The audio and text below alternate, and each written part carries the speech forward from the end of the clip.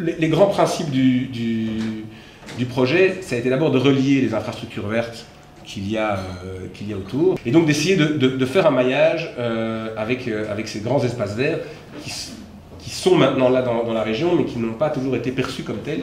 Ce n'était pas le cas de Tour et Taxi, et c'est toujours pas le cas du Parc Royal.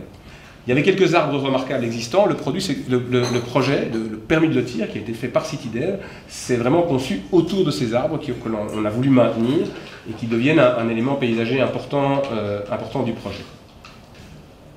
On a travaillé avec des équipes de paysagers, enfin des équipes d'architectes et de paysagers, mais donc il était important que dans l'équipe qui a gagné le concours, il y ait un architecte paysager qui a essayé justement de faire des ensembles de biodiversité différents par îlot pour avoir un coefficient de biodiversité qui soit largement au-dessus des normes imposées. Donc on arrive à 0,67 et c'est réfléchi pour fonctionner avec le type de végétation qui existe à Bruxelles et d'être complémentaire par rapport à la végétation qu'on peut espérer avoir dans la ville.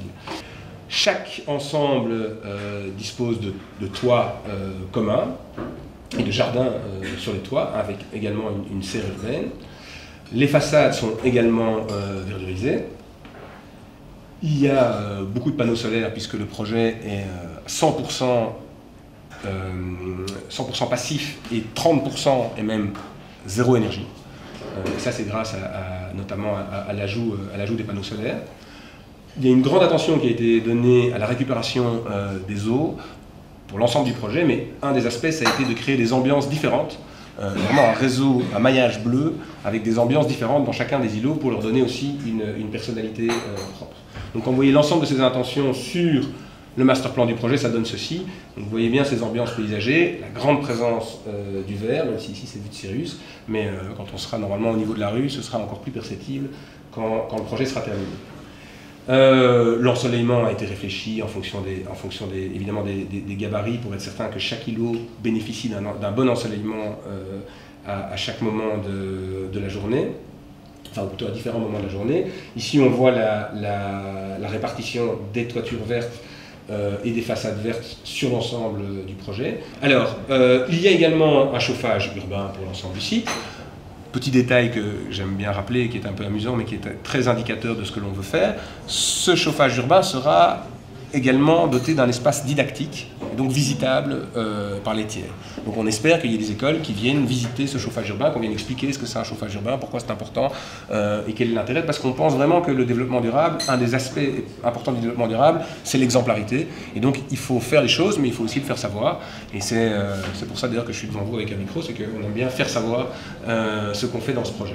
Il y a la serre urbaine qui va bénéficier normalement d'un partenariat avec une université belge pour voir comment est-ce qu'on peut réutiliser le CO2 vicié des appartements dans le cadre de l'agriculture urbaine et qui fournira en semences les potagers urbains qui sont sur les toits. Vous voyez, on va essayer de le faire dans la circularité.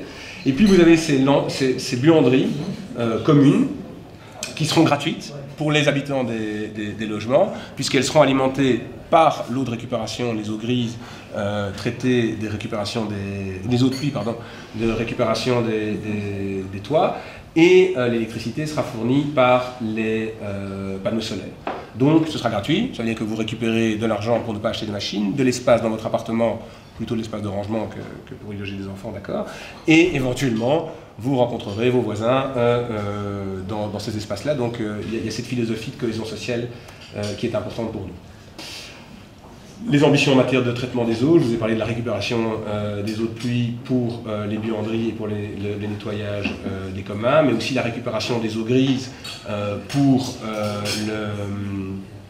les sanitaires, et ensuite évidemment l'utilisation aussi de l'eau dans les traitements paysagers des différents îlots, ce qui fait que normalement il n'y a vraiment que le trop-plein qui est reversé à l'égout ou les eaux noires, donc celles qui sortent des sanitaires. Sinon, pour le reste, c'est un projet qui va déverser très peu d'eau. Il est clair que l'imperméabilisation des sols, c'est un enjeu quand on construit 55 000 m² et 400 logements dans la ville.